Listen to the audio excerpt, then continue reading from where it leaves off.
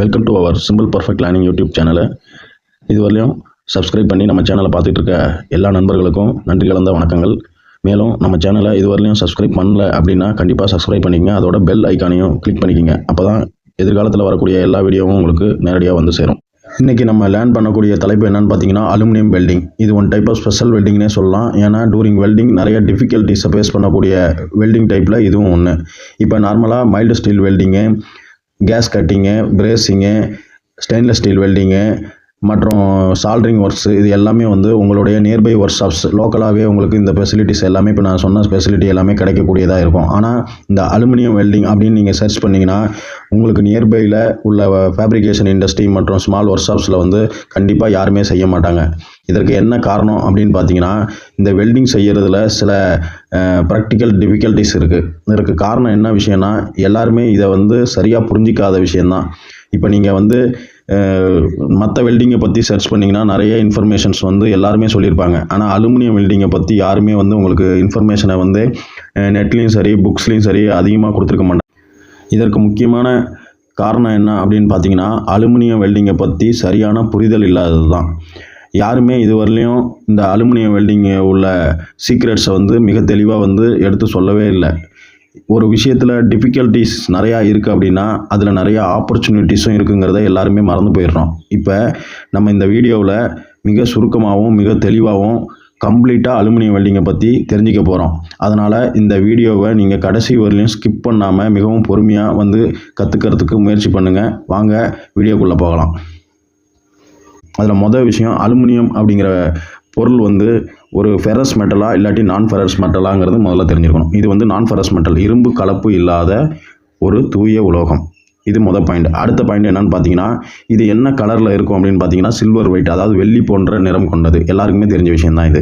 அடுத்து எவ்வளோ அளவு நம்ம பூமியில் கிடைக்குதுன்னு பார்த்தீங்கன்னா நம்ம எர்த்தோட கோர் மாஸில் மோர் தென் 8% இருக்குது அப்படின்றாங்க. அப்படின்னா மிகப்பெரிய அளவில் அலுமினியம் தாது வந்து நமக்கு அவைலபிலிட்டி இருக்குது. அப்போ சோர்ஸ் வந்து பரவாயில்ல நல்லா இருக்குங்கிற மாதிரி தெரியுது இதனுடைய குறியீடை பார்க்கும்போது.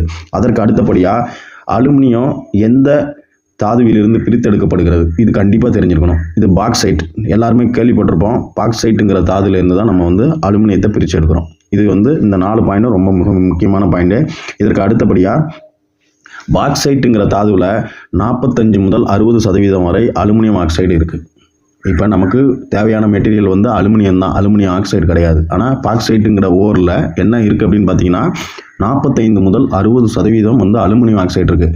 அப்போ அலுமினியம் ஆக்சைட்லேருந்து நம்ம அலுமினியத்தை தனியாக பிரித்து எடுக்கணும் அப்படின்னா கண்டிப்பாக நம்ம வந்து அதற்கு சில ப்ராசஸ் பண்ணணும். அதில் என்னென்னா முதல்ல பாக்சைட் தாதுவை வந்து முதல்ல பியூரிஃபை பண்ணுவாங்க. அதாவது அலுமினியம் ஆக்சைடை வந்து பியூரிஃபை பண்ணி ஒரு பவுட்ரு மாதிரி கொண்டு வந்துடுவாங்க. அதற்கு அடுத்தபடியாக அந்த பவுட்ரு அலுமினியம் ஆக்சைடு பவுடரை வந்து எலக்ட்ரோலைசிஸ்ங்கிற மெத்தடில் வந்து ப்ராசஸ் பண்ணும்போது நம்ம அலுமினியம் ஆக்சைட்லேருந்து அலுமினியத்தை தனியாக பிரித்து எடுத்துடலாம். இது அடுத்த பாயிண்ட். அதற்கு அடுத்ததாக இது வந்து ஒரு முக்கியமான நோட்ஸு எல்லாரும் மைண்டில் வச்சுக்கிங்க.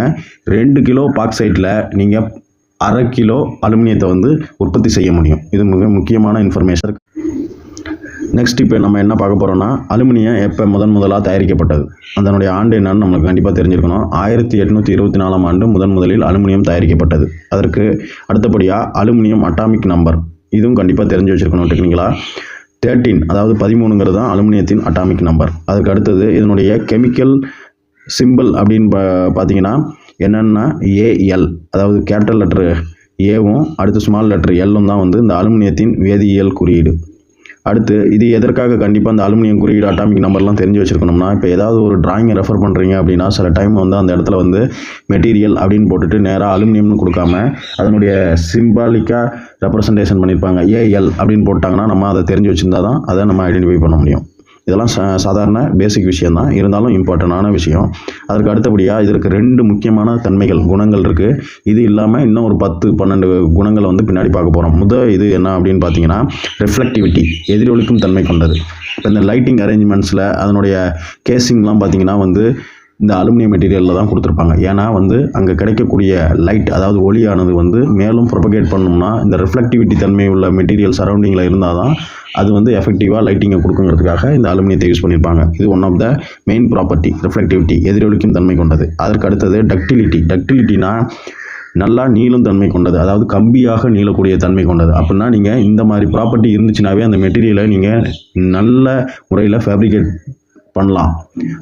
அடுத்ததாக நம்ம பார்க்க இருக்கிற தலைப்பு வந்து அலுமினியம் ப்ராப்பர்ட்டிஸ், அதாவது அலுமினியத்தின் குணாதிசயங்கள் என்னென்ன அப்படின்னு தெரிஞ்சுக்க போகிறோம். முதல் பாயிண்ட் வந்து லெஸ் வெயிட்டு, அதுக்கு வந்து அடுத்ததாக வந்து சாஃப்ட் அண்ட் மேலிபிள் அப்படின்னு கொடுத்துருக்காங்க. இது வந்து மென்மையான மெட்டீரியல். மேலிபிள்னா தகடாக நீளம் தன்மை கொண்டது. அப்படின்னா நீங்கள் வந்து ஷீட்ஸாக வந்து இந்த அலுமினியம் மெட்டீரியலை வந்து நீங்கள் பண்ணலாம். அப்படிங்கும்போது நீங்கள் வந்து இந்த டோரு, அதற்கு அடுத்தது வந்து இந்த கேன்ஸு, அதாவது கூல்ட்ரிங்க்ஸ் கேன்லாம் சொல்கிறோம்ல, அந்த மாதிரி விஷயங்களுக்கெல்லாம் இதை வந்து நீங்கள் பயன்படுத்துறதுக்கான வாய்ப்புகள் அதிகம். மேலிபிள் அப்படின்னாவே தகடாக நீளம் தன்மை அப்படின்னு அர்த்தம். இது less weight compared to steel அப்படின்னு சொல்கிறாங்க.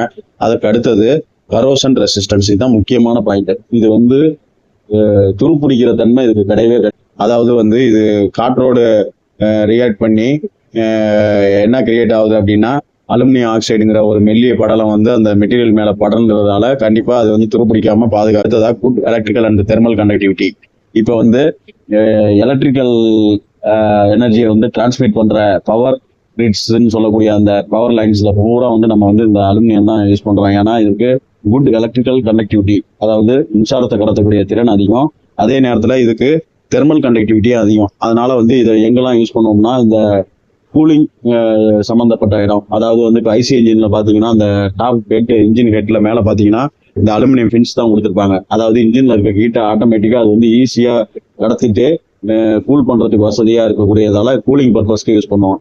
அதே நேரத்தில் இதை வந்து கூலர்ஸ் வேற ஏதாவது இப்போ ஹைட்ரோ பவர் ஸ்டேஷன் இந்த மாதிரி இடத்துலலாம் வந்து கூலர்ஸ் வச்சிருப்பாங்க, ஃபின் டைப் கூலர்ஸ். அந்த இடத்துல இந்த அலுமினியம் ஃபாயில்ஸ் யூஸ் பண்ணி இல்லாட்டி அலுமினியம் அந்த எக்ஸ்ட்ரூஷன் பிளேட்ஸை யூஸ் பண்ணி தான் வந்து அந்த கூலரே ஃபங்க்ஷன் பண்ற மாதிரி வச்சிருப்பாங்க இந்த மாதிரி. அதுக்கு அடுத்தது வந்து இந்த ரெஃப்ரிஜிரேட்டர் யூனிட்ல, அடுத்து வந்து எலக்ட்ரானிக்ஸ் ஐட்டம், இப்போ கம்ப்யூட்டர்லாம் பார்த்தீங்கன்னா உள்ளார வந்து அந்த ஃபேன் ரொட்டேட் ஆகிட்டு இருக்கும், அந்த இடத்துல இந்த ஃபின்ஸ் மாதிரி கொடுத்துருப்பாங்க. அது எல்லாமே அலுமினியத்தால் ஆனது. ஏன்னா இந்த வந்து எளிதில் ஹீட்டை வந்து கடத்தக்கூடியது, அந்த மாதிரி விஷயங்கள். அடுத்து வந்து எவ்வளோ லைட் வெயிட்டாக மெட்டீரியலாக இருந்தாலுமே இது வந்து ரொம்ப அதிக வலிமை கொண்டது, டியூரபிள், அதாவது லாங் லைஃப். இப்போ வந்து இது ஒரு 20 இயர்ஸ் 30 இயர்ஸ் ஆனாலும் அந்த ப்ராடக்ட் அலுமினியத்தில் செஞ்ச ப்ராடக்ட் வந்து எதுவுமே ஆகாது. அவ்வளவு அளவுக்கு அதுக்கு லாங் லைஃப் இருக்கு. அதற்கு அடுத்தது டக்டிலிட்டி, ஏற்கனவே இதை முன்னாடியே பார்த்துட்டோம். டக்டிலிட்டி அப்படின்னா கம்பியாக நீளும் தன்மை. இப்போ வந்து இந்த அலுமினியம் ரா மெட்டீரியலை வந்து லோட் கொடுக்கும் போது நீங்கள் கம்பியாகவும் நீட்டிக்கலாம், தகடாகவும் செஞ்சுக்கலாங்கும் போது இது மோர் தென் ரெகுலர் அட்வான்டேஜுங்கிற மாதிரி தான். அடுத்தது வந்து டு பி கன்வெர்டர்ஸ், வைப்பாகவும் மாற்றிக்கலாம், டியூப், ராடு, ஃபிளாட்ஸ், இந்த மாதிரி எந்த ஒரு கிராஸ் செக்ஷனாகவும் இந்த அலுமினியம் மெட்டீரியலை நீங்கள் மாற்றலாம். அடுத்து ஸ்ட்ரென்த் அட் லோ டெம்பரேச்சர், ரொம்ப கூலிங்கான ஏரியாவில் கூட இது வந்து ஸ்ட்ரென்த் அதிகமாக இருக்கும். சில மெட்டீரியல் வந்து பிலோ அட்மாஸ்பரிக் டெம்பரேச்சருக்கு கீழே போனுச்சுன்னா அதனுடைய ஸ்ட்ரென்த்தை இழந்துடும். ஆனால் இந்த மெட்டீரியல் அலுமினியம் மெட்டீரியல் வந்து கூலிங், ரொம்ப கூலிங்கான ஏரியாவில் கூட அதனுடைய ஸ்ட்ரென்த் அதிகமாக இருக்கும். அடுத்து முக்கியமான விஷயம் என்னன்னா நான் மேக்னெட்டிக். இந்த மெட்டீரியல் வந்து மேக்னெட்டால அட்ராக்டே பண்ணாது. அப்போ வந்து அந்த மாதிரி இடர்பாடுகள் உள்ள இடத்துல, அப்ளிகேஷன் தேவைப்படுற இடத்துல இந்த அலுமினியத்தை நம்ம வந்து சூஸ் பண்ணிக்கலாம். அடுத்து இந்த 2 பாயிண்ட்டும் மிக மிக முக்கியம். நான் டாக்ஸிக் அண்ட் ஆர்டர்லெஸ். நான் டாக்ஸிக்னா இந்த ஃபுட்டி ஐட்டம்ஸை பேக்கிங் பண்ற அந்த அலுமினியம் ஃபாயில் கண்டெய்னரு, அடுத்து வந்து நீங்க இந்த கூல்ட்ரிங்க்ஸ்லாம் வந்து இந்த அலுமினியம் கேன்ல தான் வந்து தயார் பண்ணுவாங்க. அதற்கு அடுத்து இப்போ நம்ம ஃபுட் ஐட்டம் வந்து ஸ்டோர் பண்ணி வைக்கிற அந்த கண்டெய்னர் எல்லாமே அலுமினியத்துல தான் பண்ணுவாங்க, அலுமினியம் ஃபாயில்ஸ்ல. அப்ப அது எதனால அப்படின்னா இது வந்து விஷத்தன்மை அற்றது இந்த மெட்டீரியல், அதனால எந்த ஒரு பின் விளைவையும் ஏற்படுத்தாது. அது ஒண்ணு. அதற்கு அடுத்து ஆர்டர்லெஸ், அதாவது மனமே இல்லாம இருக்கிறது, எந்த ஒரு ஸ்மெல்லும் வராது அந்த மெட்டீரியல்ல இருந்து. அதனால வந்து நம்ம ஃபுட் ஐட்டத்தை அதில் வைக்கும் போது அதனுடைய தன்மை குறையாம நம்ம பாதுகாக்கலாம். அதற்கு அடுத்து வந்து சூட்டபிள் ஃபார் ஃபுட் பேக்கேஜிங், இதுதான் முன்னாடியே நம்ம டிஸ்கஸ் பண்ணிட்டோம். அதுக்கு அடுத்து நான் ஸ்பார்க்கிங். இந்த மெட்டீரியலை எங்கேயாவது நீங்க ஸ்டோர் பண்ணி வைக்கும் போதோ இல்லை எங்கேயாவது டிரான்ஸ்போர்ட் பண்ணும்போது வேற ஒரு மெட்டீரியலோட உரசும் போது இதுல இருந்து எதுவும் ஸ்பார்க்லாம் கிரியேட் ஆகாது. அப்போ வந்து இது ஒன் ஆஃப் த குட் ப்ராப்பர்ட்டின்னு சொல்றோம்.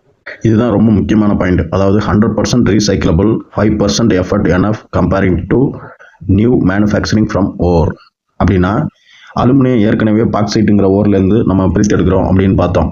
அதனுடைய எஃபர்ட்டில் வெறும் 5% எஃபர்ட், அதாவது காஸ்ட் இன்வால்வ்மெண்ட்டு இல்லாட்டி எஃபர்ட்னு கூட நீங்கள் வச்சுங்க, இருந்தாவே 5%, அதாவது 100 ரூபாய்க்கு வெறும் 5 ரூபா இருந்தாவே போதும். இந்த பழைய அலுமினியம் மெட்டீரியலை வந்து நீங்கள் திரும்ப ரீமோல்டு பண்ணிடலாம். அப்ளிகேஷன் எடுத்துட்டோம்னா ஆட்டோமொபைல்ஸ், லெஸ் வெயிட் அப்படிங்கிறது. அந்த லெஸ் வெயிட் எதை மீன் பண்ணுதுன்னா ஃபியூவல் கன்சம்ஷன். அதனால் ஆட்டோமொபைல் துறையில் மேபி வந்து அது பஸ்ஸஸ், லாரி, ஆட்டோ, இல்லாட்டி வந்து சைக்கிள், இல்லை வந்து even though aeroplane, aircraft, space craft எங்கே எடுத்துக்கிட்டிங்கனாலும் லெஸ் வெயிட்டாக இருக்கிறதால ஃபியூவல் கன்சம்ஷன் வந்து நிறையா கிடைக்கும். அதை மீன் பண்ணி ஆட்டோமொபைல் துறையில் அலுமினியத்தை யூஸ் பண்ணியிருப்பாங்க. அப்போ இது மொதல் அப்ளிகேஷன். நெக்ஸ்ட் ரெஃப்ரிஜிரேட்டரில் நீங்கள் உள்ளே பிரித்து பார்த்தீங்கன்னா அதனுடைய அசம்பிளிஸில் மெயினாக வந்து அலுமினியம் தான் யூஸ் பண்ணியிருப்பாங்க. இது எதுக்குன்னா இதில் நம்ம நிறையா சொல்லியிருக்கோம், தெர்மல் கண்டக்டிவிட்டி நிறையா இருக்குது அப்படின்னு சொல்லியிருக்கோம். ரெஃப்ரிஜிரேட்டரில் வேலையே வந்து ஹீட்டை வந்து கடத்துகிற வேலை, அதாவது உள்ளே இருக்கிற ஹீட்டை வந்து வெளியில் டெசிபேட் பண்ணணும். அப்போ அந்த மாதிரி இடத்துல ரெஃப்ரிஜிரேட்டர்லாம் நிறைய காம்பனண்ட் வந்து அலுமினியம் தான் யூஸ் பண்ணியிருப்பாங்க. அது இல்லாமல் நம்ம வந்து இதனுடைய ப்ராப்பர்ட்டி ஒன்று படித்தோம் நம்ம, என்னென்னா நான் டாக்ஸிக் அண்டு இது வந்து வாசனை அற்றது அப்படிங்கிறதால. அப்போ ஃபுட் ஐட்டத்தை வந்து ரெஃப்ரிஜிரேட்டரில் ஸ்டோர் பண்ணி வைப்போம். அந்த மாதிரி இடத்துல நான் டாக்ஸிக் அண்ட் ஆர்டர்லெஸ் மெட்டீரியல் இருந்தால் பெஸ்ட்டாக இருக்கும். அதனால் வந்து இந்த ரெஃப்ரிஜிரேட்டர்லையும் இந்த அலுமினியம் வந்து மிகவும் பயன்படுகிறது. அதுக்கடுத்து ஏர் கண்டிஷனரில் அங்கேயும் வந்து ஹீட் ட்ரான்ஸ்ஃபருங்கிற வார்த்தை வருது. அதனால் வந்து அலுமினியத்துக்கு தெர்மல் கண்டக்டிவிட்டி நிறையா இருக்கிறதால ப்ளஸ் லெஸ் வெயிட்டாகவும் இருக்கிறதால ஏர் கண்டிஷனர் ஃபேப்ரிகேஷன்லையும் உள்ளார இருக்கிற அந்த கூலிங் ஃபின்ஸ் இந்த மாதிரி விஷயங்கள்லையும் கம்பல்சரி வந்து இந்த அலுமினியம் யூஸ் பண்ணியிருப்பாங்க. அதற்கு அடுத்தபடியாக சோலார் பேனல்ஸ், ரிஃப்ளெக்டிவிட்டி, அதாவது ஒளிரக்கூடிய தன்மை இருக்குது அப்படின்னு நம்ம சொன்னோம். அதனால் இந்த சோலார் பேனல் இந்த மாதிரி தயாரிப்புகளில் வந்து சோலார் கான்சன்ட்ரேட்டரு, இந்த மாதிரி பேரபாலிக் கான்சன்ட்ரேட்டர், இந்த மாதிரி இடத்துலலாம் வந்து இந்த அலுமினியம் மெட்டீரியல் யூஸ் பண்ணியிருப்பாங்க. அதற்கு அடுத்தபடியாக எலக்ட்ரிக்கல் பவர் லைன்ஸ், அதாவது எலக்ட்ரிக்கல் கண்டக்டிவிட்டி, மின்சாரத்தை எளிதில் கடத்தக்கூடிய தன்மை இதுக்கு அதிகமாக இருக்கிறதால எலக்ட்ரிக்கல் பவர் லைன்ஸ்லையும் டவர் லைன்லையும் இதை வந்து அலுமினியத்தை யூஸ் பண்ணியிருக்காங்க. அதுக்கு அடுத்து நமக்கு மிகவும் பிரசித்தி பெற்ற ஒரு பொருள் என்னென்னா டெலிவிஷன்ஸ், லேப்டாப்பு, டேப்லெட்டு, இது எல்லாத்துலேயுமே அலுமினியம் மெட்டீரியல் தான். அதனுடைய வெயிட்டை வந்து குறைக்கிறதுக்காகவும் ப்ளஸ் வந்து உள்ளார இருக்கிற அந்த மற்ற காம்பனண்ட்டை வந்து மேட்ச் பண்ணுறதுக்கு, மற்ற உள்ளார இருக்க அந்த ஃபாயில்ஸ் ரிஃப்ளெக்டிவ் ஒளிரக்கூடிய அந்த தன்மையை இன்க்ரீஸ் பண்ணுறதுக்கு, இது எல்லாத்துக்குமே சேர்த்து நம்ம டெலிவிஷன், லேப்டாப்பு, டேப்லெட்டு எல்லாத்துலேயுமே அலுமினியம் மெட்டீரியல் நிறைய யூஸ் பண்ணியிருக்காங்க. அதுக்கு அடுத்ததாக ஸ்மார்ட் ஃபோன்ஸ். இப்போ ரீசெண்டாக எல்லாருக்கிட்டையும் ஸ்மார்ட் ஃபோன்ஸ் இருக்குது. அப்போ அதில் முக்கால்வாசி அலுமினியம் மெட்டீரியல். ஏன்னா இப்போ ஃபோனுன்னு எடுத்துக்கிட்டால் ரொம்ப ஆரம்ப காலத்தில் ரொம்ப ஹெவி வெயிட்டாக வந்தது. இப்போ வந்து லைட் வெயிட் ஃபோன் வருது அப்படின்னா அதனுடைய கன்ஸ்ட்ரக்ஷனில் மிகவும் உறுதுணையாக இருக்கிறது அலுமினியம். அதுக்கு அடுத்தது கன்சூமர் கூட்ஸ், நுகர்வோரோட பொருட்கள், எது ஏகப்பட்டது இருக்குது. அது நிறையா நீங்கள் நெட்டில் சர்ச் பண்ணிங்கன்னா உங்களுக்கு நிறையா தெரியும். கன்சூமர் கூட்ஸ்லேயும் அது வந்து நிறைய அலுமினியம் தான் அப்ளை பண்ணுறாங்க. அடுத்து எசென்ஷியல் அப்ளிகேஷன் ஸ்பேஸ் எக்யூப்மெண்ட்ஸ், முன்னாடியே நம்ம பார்த்துட்டோம். அது ஆட்டோமொபைல் கேட்டகரியில் தான் வரும். ஸ்பேஸ் எக்யூப்மெண்ட்ஸ், ஏன்னா ஸ்பேஸு இந்த நம்ம புவியீர்ப்பு விசையை அப்போஸ் பண்ணி தான் வந்து ஒரு வெயிட்டை வந்து மேலே வந்து நம்ம டிரான்ஸ்போர்ட் பண்ணுறோம். அப்படிங்கும்போது அந்த மெட்டீரியல் வெயிட் அதிகமாக இருந்ததுன்னா அதை வந்து ப்ரொப்பல் பண்ணுறதுக்கான அந்த ப்ரொப்பல்ஷன் ஃபியூவல்லாம் வந்து நிறையா தேவைப்படும். இதை கம்மி பண்ணுறதுக்காக ஸ்பேஸ்லேயுமே வந்து அலுமினியம் யூஸ் பண்ணுறோம். இப்போ ஏரோப்ளான்ஸ் இந்த மாதிரி விஷயத்தில் வந்து மக்களையும் ஏற்றிக்கணும், பொருட்களையும் ஏற்றிட்டு போகணும். ஃபியூவலும் கன்சம்ஷனை கம்மி பண்ணோம்னா அங்கே வந்து ஹெவி வெயிட் மெட்டீரியலை நம்ம வந்து பயன்படுத்த முடியாது. அப்படிங்கும்போது அலுமினியம் மெட்டீரியல் தான் அங்கே யூஸ் பண்ணியிருப்போம். அது கொஞ்சம் ஸ்பெஷல் டைப்பு, நல்ல குவாலிட்டி வைஸும் சரி, ஸ்ட்ரென்த் வைஸும் மிகவும் நல்ல மெட்டீரியலான அந்த டியூரா அலுமினியம்னு சொல்லுவாங்க. ஏரோப்ளான்லலாம் யூஸ் பண்ணுற அந்த அலுமினியத்தோட பேர் டியூரா அலுமினியம்னு சொல்லுவாங்க. அதை யூஸ் பண்ணியிருக்காங்க. அது ஒன் ஆஃப் த அப்ளிகேஷனு.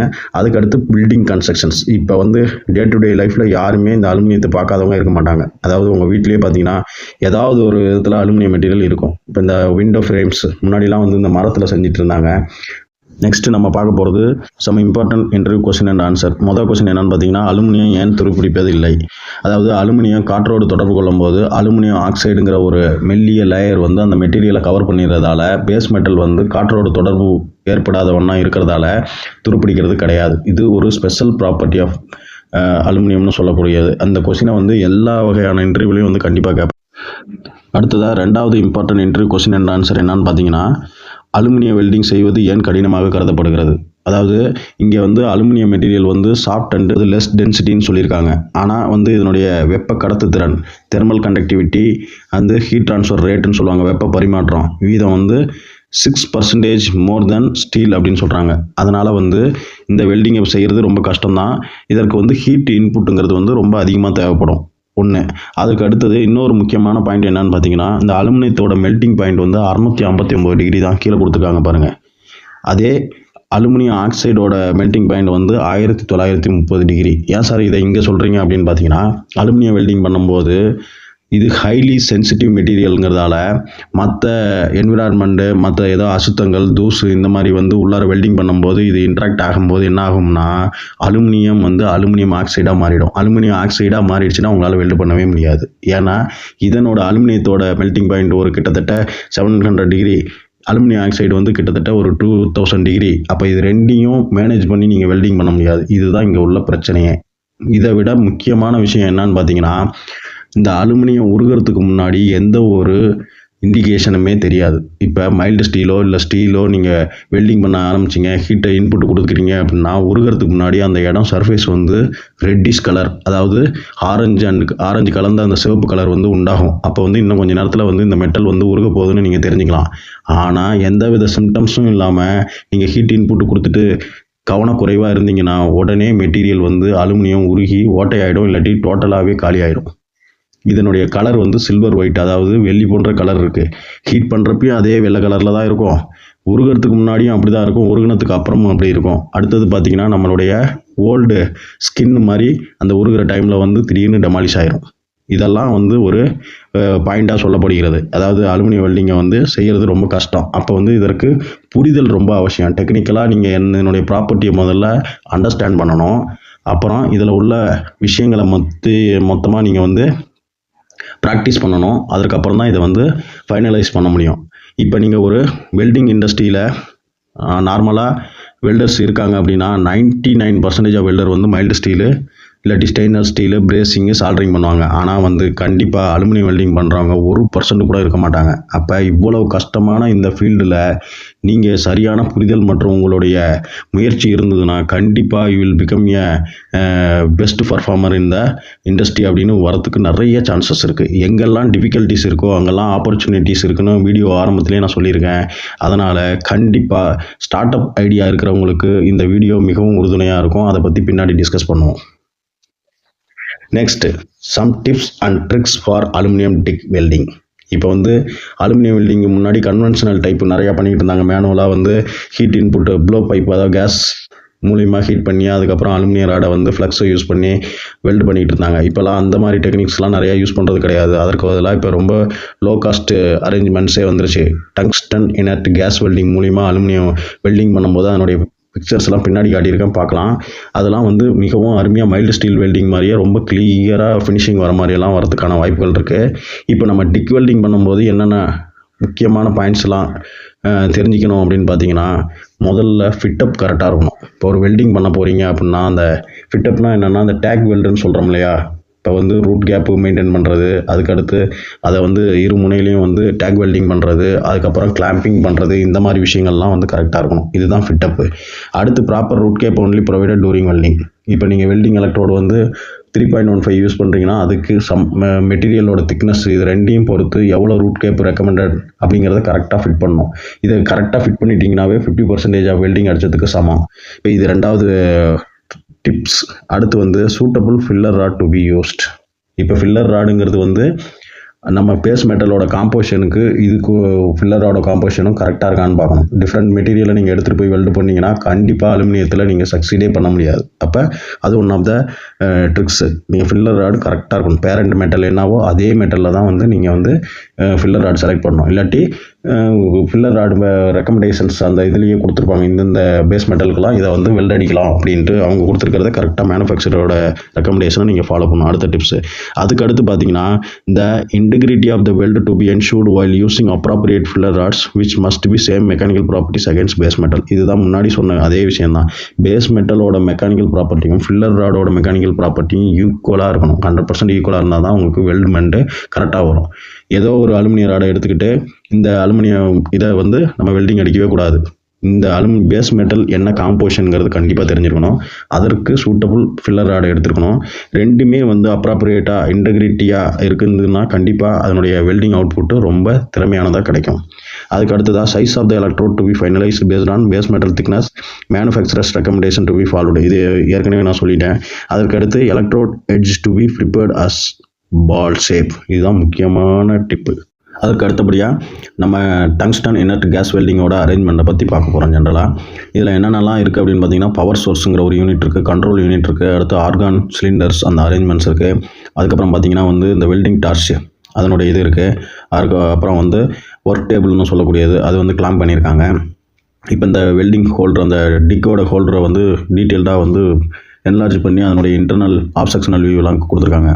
இப்போ அங்கே பார்த்தீங்கன்னா ஃபஸ்ட்டு இந்த வெல்டிங் அரேஞ்ச்மெண்ட்டில் மெயினாக நம்ம பார்க்கக்கூடியது என்னென்னா இந்த ஆர்கான் கேஸோட ஃப்ளோ ரேட்டு செட் பண்ணணும்.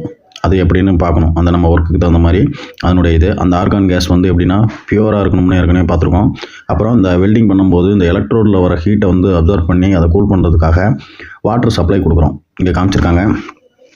அதாவது வாட்டர் கண்ட்ரோல் யூனிட் மூலிமா போயிட்டு எலக்ட்ரோடுக்கும் போய் அங்கே உள்ள ஹீட்டை வந்து நம்ம வந்து குறைச்சாகணும். அந்த மாதிரி விஷயம். அதுக்கடுத்து எவ்வளோ கரண்ட்டு எத்தனை ஆம்ஸை செட் பண்ணணும் அந்த மாதிரி விஷயங்கள், ப்ராப்பர் எர்த்திங்கு, அடுத்து வந்து ஒர்க் மெட்டீரியலை வந்து கரெக்டாக கிளாம்பிங் அண்டு ஃபிட்மெண்ட் கரெக்டாக பண்ணணும். இந்த மாதிரி விஷயங்கள்.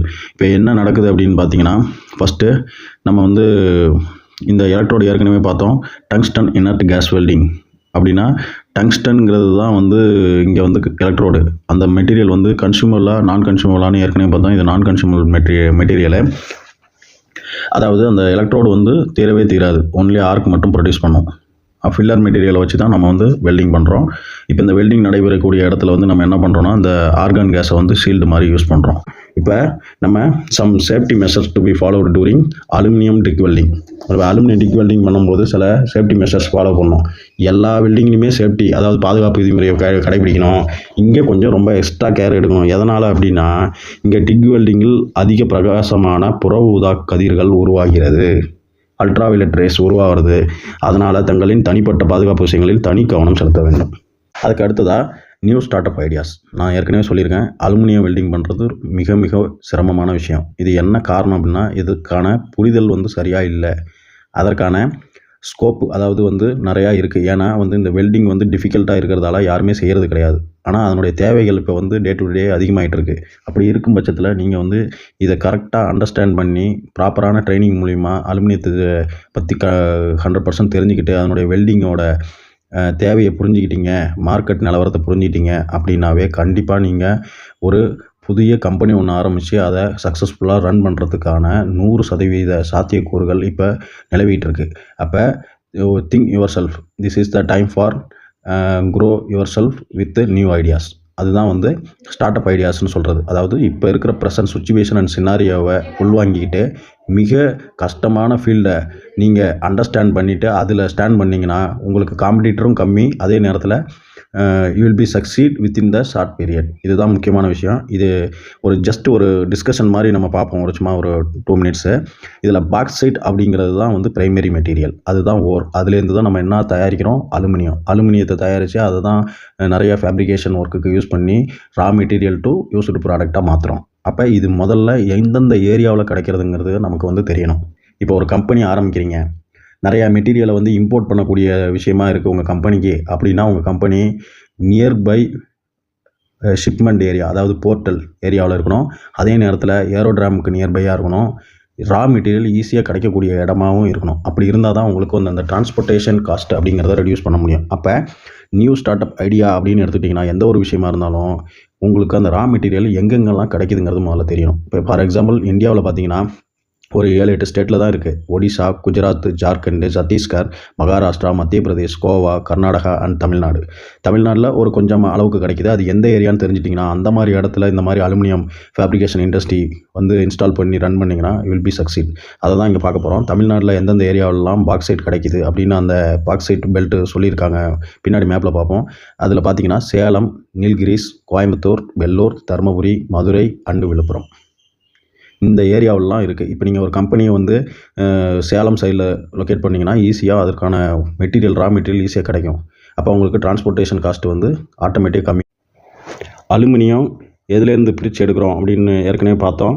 பாக்சைட்டுங்கிற பிரைமரி ஓர்லேருந்து தான் நம்ம வந்து அலுமினியத்தை பிரித்து எடுக்கிறோம். அது முன்னாடியே நம்ம பார்த்துட்டோம். அது இல்லாமல் அலுமினியம் வேறு எந்த தாதுலேருந்து நம்ம பிரித்து எடுக்க முடியும்னு முன்னாடி நான் சொல்லலை, இப்போ பார்க்க போகிறோம். அது 2 மெட்டீரியல் என்ன அப்படின்னா பாக்சைட் இல்லாமல் கிரியோலைட் அப்படிங்கிற மெட்டீரியல்லேருந்தும் நீங்கள் அலுமினியத்தை பிரித்து எடுக்கலாம். அதற்கு அடுத்ததாக கோரண்டம் அப்படிங்கிற மெட்டீரியல்லேருந்தும் அலுமினியத்தை பிரித்து எடுக்கலாம். ஆனால் இதெல்லாம் வந்து மீகர் வேலையாக இருக்குது. ஆனால் வந்து பாக்சைட்டுங்கிறது தான் மெயின் பிரைமரி ஓர்னு சொல்கிறோம். இப்போ இந்த மேப் ரெப்ரசன்டேஷன் ஒன்று காமிச்சிருக்காங்க. இதை நெட்லேயே நீங்கள் சர்ச் பண்ணிங்கன்னா பார்க்கலாம். அதாவது பாக்சைட் தாது எங்கெங்கெல்லாம் கிடைக்குதுங்கிற அந்த பாக்சைட் பெல்ட் ரெப்ரசன்ட் பண்ணியிருக்காங்க. ப்ளஸ் வந்து அலுமினா ரிஃபைனரி, அலுமினியம் தயாரிக்கக்கூடிய அந்த ரிஃபைனரி கம்பெனிஸ்லாம் எங்கெங்கெல்லாம் லொக்கேட் பண்ணியிருக்காங்க.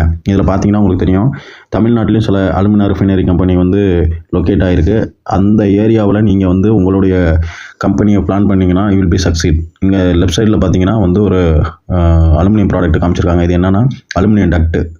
ஏசி பிளான்ட்டில் இருக்கக்கூடிய அந்த கண்டிஷன்டு ஏரை எல்லா ஃப்ளோருக்கும் எல்லா ரூமுக்கும் எடுத்துகிட்டு போகிறதுக்கு யூஸ் பண்ணக்கூடியது. இது அலுமினியத்தில் செஞ்சுருக்கோம், அதையும் இதில் காமிச்சிருக்காங்க. அடுத்த ப்ராடக்ட்டு இதெல்லாம் ஆட்டோமொபைல் ப்ராக்கெட்டில் வர்றது, ரொம்ப ஹெவி திக்னஸ் உள்ளது. அதுவுமே வந்து ஈக்குவலன் டு மைல்டு ஸ்டீல், ஸ்டெயின்லெஸ் ஸ்டீலோட ஸ்ட்ரென்த்துக்கு ஈக்குவலாக இந்த ப்ராடக்ட் பண்ணியிருக்காங்க. இது எல்லாமே இப்போ இருக்கிற ஆட்டோமொபைல் இண்டஸ்ட்ரியில் நிறைய யூஸ் பண்ணுறாங்க. அதற்கு அடுத்தபடியாக பார்த்தீங்கன்னா நம்ம பில்டிங் மெட்டீரியல் ஏற்கனவே சொன்னோம், அந்த பில்லர்ஸ், அந்த காலம்ஸ், அந்த மாதிரி இடத்துல யூஸ் பண்ணுறது. அதற்கு அடுத்து வந்து இந்த லெட்டர் போர்ட்ஸ், சில இடத்துலாம் கம்பெனியோட லெட்டர் போர்டு வந்து அலுமினியத்தில் வச்சுருவாங்க. அது லைட் வெயிட்டாகவும் காஸ்ட் கம்மியாகவும் ப்ளஸ் வந்து துரு பிடிக்காமல் இருக்கிறதால இந்த லெட்டர் சம்மந்தப்பட்ட அந்த ப்ராடக்ட்டு. கூல்ட்ரிங்க்ஸ்லாம் குடிக்கிறோம் இல்லைங்களா, அதனுடைய கேன்ஸ் அலுமினியம் கேன். அது ஏன்னா வந்து நான் டாக்ஸிக்கு, ஆர்டர்லெஸ் அப்படிங்கிறதால அதை தான் ப்ரிப்பேர் பண்ணியிருக்காங்க. அடுத்து ஃபுட்டி ஐட்டம்ஸ் எல்லாம் வந்து ஸ்டோர் பண்ணி வைக்கிறது, இல்லாட்டி வந்து அதை பேக்கேஜிங் பண்ணுற அந்த ஃபாயில்ஸ், அது எல்லாமே அலுமினியம் ப்ராடக்ட்டில் தான் பண்ணுறாங்க. அலுமினியம் டின்னு, கேனு, இந்த மாதிரி விஷயங்கள். இன்னும் நிறையா ஏர்க்ராஃப்டோட சீட்ஸு, அந்த இதெல்லாம் லைட் வெயிட்டுக்காக அதனுடைய பேசஞ்சர் சீட்ஸ், இந்த மாதிரி விஷயங்கள். அதுக்கப்புறம் அதனுடைய ஃபுல் கன்ஸ்ட்ரக்ஷனுமே அலுமினியம் நிறையா இன்வால்வ் ஆகிருக்கு. இதெல்லாமே ஃபியூச்சர் இன்ஜினியரிங் அப்படின்னு சொல்லக்கூடியது. அதாவது இது வரலையும் வந்து நம்ம எது ஈஸியாக கிடைக்குதோ அந்த மெட்டீரியலை வச்சு ஈஸியாக ப்ராசஸ் பண்ணி அதை வந்து ப்ராடக்டாக மாற்றி யூஸ் பண்ணிகிட்ருக்கோம். ஆனால் எதிர்காலத்தில் எல்லாமே இப்போ வந்து இன்ஜினியரிங்கில் எல்லாமே டெவலப் ஆகிட்டுருக்கு. எல்லாமே லைட் வெயிட்டாகவும் இருக்கணும், காஸ்ட் லெஸ்ஸாக இருக்கணும், அதே நேரத்தில் எஃபெக்டிவான ப்ராடக்டாக இருக்கணும். அப்படின்னா புது விஷயங்கள் கண்டுபிடிச்சிட்டு போயிட்டுருக்காங்க. அந்த வகையில் பார்க்க போகும்போது அலுமினியம் வந்து மிகப்பெரிய ஒரு வளர்ச்சியை எதிர்காலத்தில் உருவாக்குங்கிறதுல எந்தவித ஐயமும் இல்லை. ஏன் அலுமினியம் வெல்டிங்க்கு ஏசி கரண்ட் மட்டும் யூஸ் பண்ணுறோம் அப்படின்னு ஒரு கேள்வி கேட்டிருந்தேன். அதற்கான பதில் என்ன அப்படின்னா, ஏசி கரண்டில் 2 சைக்கிள் இருக்குது. ஒன்று பாசிட்டிவ் சைக்கிள், இன்னொன்று வந்து நெகட்டிவ் சைக்கிள். இந்த பாசிட்டிவ் ஆஃப் சைக்கிள் அதில் வந்து என்னென்னா வெல்டிங் பண்ணக்கூடிய இடத்தையும் எலக்ட்ரோடு இந்த ஏரியாவை க்ளீனாக மெயின்டைன் பண்ணுறதுக்கு அந்த பாசிட்டிவ் ஆஃப் சைக்கிள் யூஸ் ஆகுது. அதே நெகட்டிவ் ஆஃப் சைக்கிள் எதுக்கு யூஸ் ஆகுதுன்னா குட் பெனட்ரேஷன். அதாவது மோல்டன் மெட்டல் உருகி பின்னாடி வந்து வெல்டு பீடுக்கு மாதிரி வந்து ஒரு லேயர் ஃபார்ம் ஆகுது இல்லையா, அதுதான் பெனட்ரேஷன் சொல்லுவோம். அப்போ அந்த பெனட்ரேஷன் கிடைக்கிறது நெக்ஸ்ட் ஆஃப் சைக்கிளில் நடைபெறுது. அப்போ ஒரு ஏசி கரண்ட், ஆல்டர்னேட் கரண்ட்டில் 2 சைக்கிள் இருக்குது, பாசிட்டிவ் அண்ட் நெகட்டிவ் சைக்கிள். அப்போ 2 சைக்கிளும் இந்த 2 விஷயத்துக்காக பயன்படுறதால தான் ஏசி கரண்டை மட்டுமே பயன்படுத்தி நம்ம அலுமினியம் வெல்டிங்கை பண்ணுறோம். டிசி கரண்ட்டை பயன்படுத்த. இதுவரையிலையும் அலுமினியம் வெல்டிங்கை பற்றி நிறைய டிஸ்கஷன் பண்ணோம். அது உங்களுக்கு பிடிச்சிருந்ததுன்னா லைக் பண்ணுங்கள், கண்டிப்பாக ஷேர் பண்ணுங்கள் உங்கள் ஃப்ரெண்ட்ஸுக்கு. சப்ஸ்கிரைப் பண்ணலன்னா இந்த சேனலை சப்ஸ்கிரைப் பண்ணி இதை அடுத்த கட்டத்துக்கு கொண்டு போகிறதுக்கு உதவி பண்ணுங்கள். நன்றி.